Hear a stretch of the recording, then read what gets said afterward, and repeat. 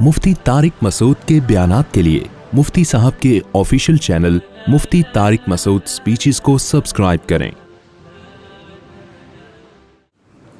दूसरा सवाल ये कि रोज़े के अंदर टूथपेस्ट या ब्रश करना दुरुस्त है? टूथपेस्ट करना मकरूह है, नापसंदीदा है। मिसवाक करना तो ना सिर्फ जायज़ बल्कि सुन्नत है।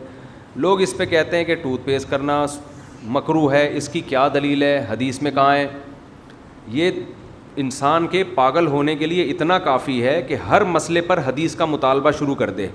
समझ रहे हो? मैं यूट्यूब पे देखता हूँ ना, आजकल के स्कॉलर्स हैं, जब हनफियों पे रद्द करना होता है ना, बड़े दलील से कहेंगे कि इस पर कोई हदीस नहीं है, और आगे जितनी बातें कर रहे होंगे उन पे 99% बातों में उनके पास कोई हदीस नहीं होती। अवाम सिर्फ नफ्सियात से मुतासिर होती है। सैकड़ों मसाइल ऐसे हैं जिनमें आपके पास कुरान और हदीस से कोई वाज़ेह दलील मौजूद नहीं है। बहुत सारे मसाइल हैं। तो अब तो मैंने ये तर्ज इख्तियार किया है कि बजाय एक पागल को इंसान जवाब देना, बेहतर है कि उससे मुतालबा करना शुरू कर दे। मैंने एक सवाल किया था ना बहुत अरसा पहले, ये लोग हमसे बार बार पूछते हैं कि मर्द और औरत की नमाज में फ़र्क है, इस पर कोई दलील पेश करो, कहते हैं ना। तो मैं कई बार जवाब दे चुका था, भाई तवातुर अमली है, इजमा है, पूरी उम्मत से अमलन प्रैक्टिकली ये चीज़ साबित है। जो चीज़ अमलन मुतवातिर हो उस पर हदीस का अलग से मुतालबा नहीं किया जाता।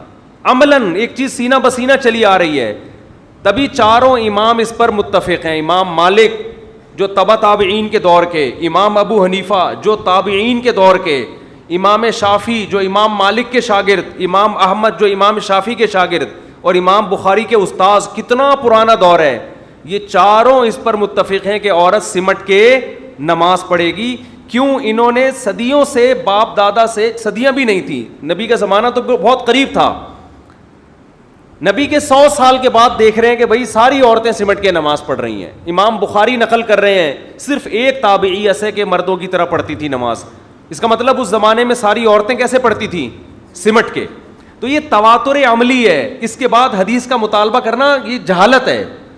लेकिन आप तकरीरें करते रहें, किसी पे असर नहीं होता, टस से मस नहीं। यूट्यूब पे फिर नेगेटिव कमेंट्स कि हम इनसे हदीस का मुतालबा कर रहे हैं, ये कभी इमाम शाफी का हवाला दे रहे हैं। तो मैंने फिर सवाल करना शुरू किया कि मैंने कहा, अच्छा आपको इतना शौक़ है हदीस का, इन हवाले का, हम तो आपको तवातुर अमली पेश कर रहे हैं ना, सीना बसीना। ये तवातुर अमली जो है ना, ये कौली हदीस से ज़्यादा स्ट्रॉन्ग है, इसकी वैल्यू शरीयत में ज़्यादा है, क्योंकि कुरान होना भी इसी इजमा से साबित है। इजमा बहुत बड़ी दलील होती है।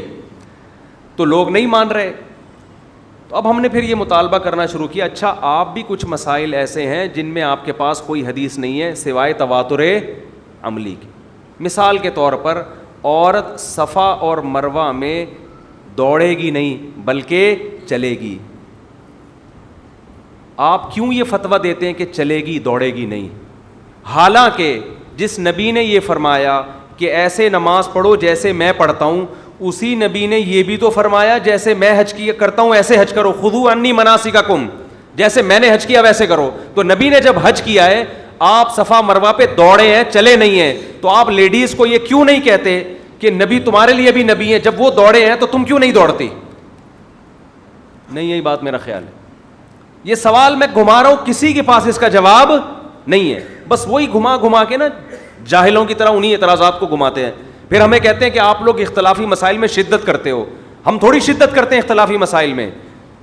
आप ये कह देते हमारी राय है कि औरतें मर्दों की तरह नमाज पढ़ेंगी, बस। ये ना कहो कि हनफी जो करते हैं वो इमाम अबू हनीफा के पीछे चलते हैं, और ये देवबंदी उलमा और ये बरेलवी उलमा और ये बर्रे सगीर के ये अपनी चूरन बेच रहे हैं, अपनी दुकानें बेच रहे हैं। तो तमीज़ तो आपके पास नहीं है, आप अपनी राय पेश कर दो, आप दूसरे पे तंज क्यों करते हो? लेकिन आप जितने इख्तलाफी मसाइल आप यूट्यूब पे नज़र आएंगे, अपनी राय पेश करने में इतना टाइम नहीं लगेगा जितना दूसरे में तंज करने में लग रहा होगा। और कमाल की बात यह कि ये तंज करते हुए, खूब सुनो ये मैं क्या कह रहा हूं, तंज करते हुए देवबंदियों को हाईलाइट करते हैं, देवबंदी ऐसे। हालांकि हाईलाइट करो इमाम अबू हनीफा को, इमाम शाफी को, इमाम अहमद को, इमाम मालिक को, کہ انہوں نے قرآن و حدیث کے خلاف فتویٰ دیا ہے کہ عورت سمٹ کے نماز پڑھے گی. ان پہ کیچڑ نہیں اچھالتے, سارا نزلہ کس پہ گراتے ہیں؟ دیوبندیوں کا نام لیتے ہیں. اس کا مطلب تمہیں ٹھڑک دیوبندیوں سے ہے, ورنہ اختلاف تو امام ابو حنیفہ نے کیا ہے, امام شافعی نے, امام مالک نے, امام احمد نے کیا ہے. انہوں نے کہا کہ عورت سمٹ کے نماز پڑھے گی. ان کو کیوں نہیں کہتے قرآن حدیث کے خلاف فتویٰ دے رہے ہو؟ اس سے پتہ چلتا ہے کہ ان کا مقصد حق کا پرچار نہیں ہے, اپنے چورن بیچنے ہیں, اپنی دکانیں چلانا ہے. المحنت علی المفنت کے عقیدوں کو کہتے ہیں دیوبندیوں کے عقیدے, حالانکہ المحنت میں جتنے عقیدے لکھے ہوئے دیوبندیوں کے نہیں ہیں. صدیوں سے اسلاف سے متواتر یہ عقیدے نقل ہوتے چلے آ رہے ہیں. تو آپ ان اسلاف کا نام لے کے کہو نا یہ ان کے عقیدے خراب تھے, ان پہ طنز نہیں کرتے. نام کس کا لیا جاتا ہے؟ دیوبندی. ایسے میں جب المحنت المفنت کو ڈیفائن کرنے گیا تھا, جو کتابوں کا بورا, اس میں یہ بتانے گیا تھا یہ عقیدے اجماع امت سے ثابت ہیں, صدیوں سے چلے آ رہے ہیں, اور آپ ان عقیدوں کی کو ڈیفائن بھی غلط کر رہے ہو. ان کا وہ مطلب نہیں ہے جو آپ بیان کر رہے ہو, اور جو مطلب علماء بیان کرتے ہیں وہ علماء دیوبند کا نہیں, وہ سب کا ہے. تو جب آپ رد کرو تو ان پہ رد. ایک اور مثال دیتا ہوں, فضائل اعمال میں کرامتیں لکھی ہوئی ہیں, ان پہ کہتے ہیں شرک کی کتاب ہے, کہتے ہیں نا یہ لوگ, اور یہ ایسے اور یہ ایسے اور یہ ایسے. فضائل اعمال میں جو کرامتوں کے واقعات ہیں وہ کسی کتاب سے لیے گئے ہیں, اور جن کتابوں سے لیے ہیں ان کے مصنف بہت سے مصنفین بڑے بڑے محدثین ہیں. تو طنز ان محدثین پہ ہونا چاہیے, ان کو کچھ نہیں کہتے. طنز کس پہ کرتے ہیں؟ تبلیغی جماعت والوں پہ. اس کا مطلب آپ کا مقصد علمی اختلاف نہیں ہے, آپ کو ایک خاص جماعت سے آپ کو بیر ہے, آپ کو بغض ہے, اور آپ اپنا وہ بغض کبھی فضائل اعمال کے نام سے نکالتے ہو, کبھی عورتوں مردوں کی, کبھی 8 رکعت تراویح کے نام سے, کبھی کسی اور نام سے. لیبل آپ قرآن و سنت کا لگا رہے ہو, لیکن آپ کا مقصد ہے اپنے فرقے اور اپنے بابوں کو پروموٹ کرنا. تو میرا سوال یہ ہے کہ آپ بار بار ہم پہ ہر مسئلے پر حدیث مانگتے ہو, تو پہلی حدیث آپ کوئی پیش کرو. نبی نے فرمایا حج ایسے کرو جیسے میں نے کیا. آپ عورتوں کو کیوں کہتے ہو کہ صفا مروہ میں چلیں گی, دوڑیں گی نہیں؟ حالانکہ حضرت ابراہیم علیہ السلام کی زوجہ عورت تھی اور صفا مروہ میں چلی نہیں تھی بلکہ دوڑی تھی. ان کی سنت جب عورت پوری کرے گی تو اس پہ تو دوڑنا بنتا ہے. ہمارے پاس آسان جواب ہے, تواتر عملی. کیا جواب ہے بھائی؟ صدیوں سے اسلاف اسی طرح کرتے آ رہے ہیں, امت گمراہی پہ جمع نہیں ہو سکتی. پھر لوگوں نے نیچے کمنٹس کیے ہوتے ہیں کہ مفتی صاحب نے اتنی لمبی تقریر پیش کر دی, حدیث کوئی نہیں پیش کی. میں پڑھتا ہوں نا کمنٹس, یہ جو میں حدیث ہی تو پیش کر رہا ہوں کہ امت گمراہی پہ جمع نہیں ہو سکتی, یہ حدیث ہے. تو یہ میں کوئی کسی بزرگ کا قول تھوڑی پیش کر رہا ہوں. تو تواتر سے جو امت چلی آ رہی ہے ان میں عورتیں صفا مروہ پہ چلتی ہیں, دوڑتی نہیں ہیں. آج کوئی فلاسفر نئی صدی میں اٹھ کے یہ کہہ سکتا ہے, فتویٰ دے سکتا ہے, چاہے عرب میں ہو, چاہے عجم میں ہو, چاہے سلفی ہو, چاہے دیوبندی ہو, چاہے بریلوی ہو, کوئی بھی اٹھ کے فتویٰ دے دے عورتیں دوڑیں گی. تو ہو سکتا ہے کچھ عورتیں دوڑنا شروع کر دیں. پھر ہم کہیں گے اس پر اجماع ہے کہ عورتیں نہیں دوڑیں گی. تو وہ جواب میں کہے اجماع کہاں ہے, کچھ عورتیں دوڑ رہی ہیں.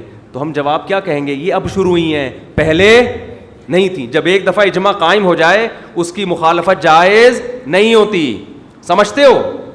اسی طرح عورت لبیک آہستہ کہے گی حج میں, اونچی آواز سے نہیں کہے گی. نبی کا کوئی قول اس بارے میں ہمارے پاس موجود نہیں ہے. نبی نے زور سے لبیک کہا ہے,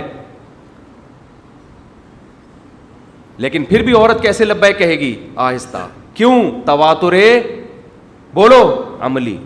تو اسی طرح یاد رکھو یہ جو 20 رکعت تراویح ہے یہ بھی تواتر عملی ہے. صدیوں تک پوری امت, صدیوں تک, 2-4 دن نہیں, صدیوں تک پوری امت اس پر جمع رہی ہے کہ 20 رکعت سے 1 رکعت بھی کم نہیں ہے. حرمین میں بھی لوگ سعودی عرب کی مثالیں دیتے ہیں نا کہ سعودی عرب میں ہر جگہ 8 ہوتی ہیں. اب ہوتی ہیں, پہلے نہیں ہوتی تھیں. وہاں کے اسکالرز نے چینج کیا اس کو. 150 سال 200 سال پرانا سعودی عرب اٹھا کے دیکھو, اپنے باپ داداؤں سے پوچھو, کہیں گے کہیں بھی 8 نہیں ہوتی تھی, نہ 10 ہوتی تھی, 20 ہوتی تھی, پوری دنیا میں ہوتی تھی. اب اگر سعودی عرب کوئی چینجنگ کر رہا ہے, ان کا اپنا مسئلہ ہے, ہم اس چینجنگ کو قبول نہیں کریں گے. پوری دنیا میں عورتیں سمٹ کے نماز پڑھا کرتی تھی. اب اگر کچھ اسکالرز آ گئے, انہوں نے کہا کہ نہیں بھائی, اس پہ کوئی دلیل نہیں ہے. بھائی اجماع امت سب سے بڑی دلیل ہے. اب کوئی اسکالر آ کے اگر یہ فتویٰ دے دے کہ لبیک اونچی آواز سے کہنا ہے عورتوں نے بھی, ہم اس کے فتوے کو ایکسیپٹ نہیں کریں گے. وہ کہے حدیث دکھاؤ, ہم کہیں گے بھائی حدیث نہ آپ کے پاس ہے نہ ہمارے پاس ہے, یہ کیا ہے, عملاً تواتر ہے. ایسے ایک نہیں دو نہیں درجنوں مسائل ہیں جو صدیوں سے متواتر چلے آ رہے ہیں, ان پہ حدیث کا مطالبہ کرنا جہالت ہے. تو اب بعض علماء نے یہ لکھا کہ روزے میں ٹوتھ پیسٹ کا استعمال مکروہ ہے. نیچے لوگ کمنٹس کر رہے ہوتے ہیں, مذاق اڑا رہے ہوتے ہیں, کوئی دلیل نہیں ہے, حدیث میں تو مسواک کا بہت زیادہ تذکرہ ملتا ہے, تو کہاں لکھا ہوا ہے؟ تو ٹوتھ پیسٹ نبی کے دور میں تھا ہی نہیں, تو حدیث میں ملے گا کہاں سے کہ ٹوتھ پیسٹ کرنا مکروہ ہے؟ تو علماء استدلال کرتے ہیں, اخذ کرتے ہیں, اجتہاد کرتے ہیں. علماء نے اجتہاد کیا کہ حدیث میں روزے کی حالت میں غرارے کرنے سے منع کیا ہے, حالانکہ غرارہ کرنے سے روزہ ٹوٹتا نہیں ہے. منع کیوں کیا؟ خطرہ ہوتا ہے کہ پانی چلا جائے. اس سے پتہ چلتا ہے روزے میں ایسا کام کرنا جس سے خطرہ ہو جائے کہ روزہ ٹوٹ سکتا ہے, وہ کام روزے میں ناپسندیدہ اور مکروہ ہے. تو مسواک سے روزہ ٹوٹنے کا خطرہ نہیں ہوتا, ٹوتھ پیسٹ کا جھاگ بنتا ہے, اس میں امکان ہوتا ہے کہ وہ آپ کے حلق میں چلا جائے. اس امکان کی وجہ سے علماء نے کہا کہ ٹوتھ پیسٹ کرنا روزے میں کیا ہے, مکروہ ہے.